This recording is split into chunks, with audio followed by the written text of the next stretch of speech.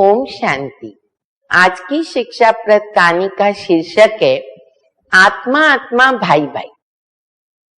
एक विद्यालय के 3 छात्रों को उनके सदाचरण और उत्कृष्ट चरित्र के लिए पुरस्कृत किया गया। उन तीनों को बुलाकर एक सिक्का दिया और कहा कि ये आपस में बांट लेना। अब वो जो 3 छात्र थे वो तीनों अलग अलग भाषा वाले, एक भारतीय था, एक अंग्रेज था और एक पारसी था, और तीनों भी एक दो की भाषा नहीं समझते थे। अब ये सिक्का लेकर तीनों को अपना अपना संकल्प आया कि मैं इसको कैसे यूज करूं। अंग्रेज को मन में आया कि मैं तो वाटरमेलन खाना चाहता हूं। भारतीय को आया मुझे तरबूज खाने का है। पारसी को आया कि मुझे हिंदुआना खाना है। पर एक दो की भाषा तो समझ नहीं रहे थे, तो लड़ने लगे, झगड़ने लगे। फिर उन्होंने फैसला किया कि हम कोई व्यक्ति के पास जाएं। ऐसे व्यक्ति के पास गए जो इनकी भाषा समझता था, तीनों भाषाएं।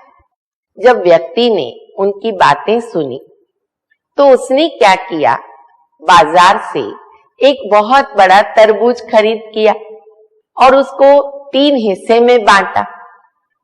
अंग्रेज को बुलाकर के कहा तुम्हारा वाटरमेलन लेके जाओ, भारतीय को कहा तुम्हारा तरबूज लो, और पारसी को कहा तुम्हारा हिंदुआना ले जाओ।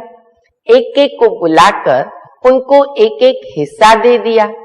जब तीनों भी वह अपनी वस्तु लेकर बाहर आए तो देखा, अरे ये तो एक ही वस्तु है। हम सभी ने एक ही वस्तु के लिए इच्छा व्यक्त की, संकल्प किया, और हम आपस में उसके लिए कितना लड़ते थे। एक्चुअली ये भाषा, ये धर्म, ये तो देह से जुड़े हुए हैं। परमपिता परमात्मा कहते हैं कि बच्चे, हे आत्मा, तुम देह नहीं हो, देह विनाशी है। ये सब देह के धर्म है।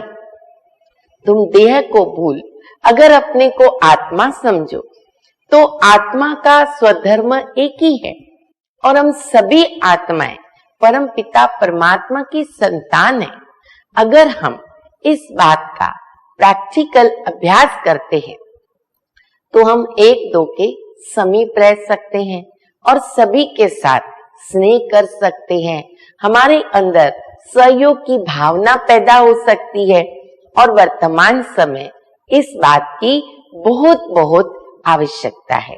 तो आइए हम सभी आत्मा आत्मा भाई भाई इस अभ्यास को आरंभ करें। ओम शांति।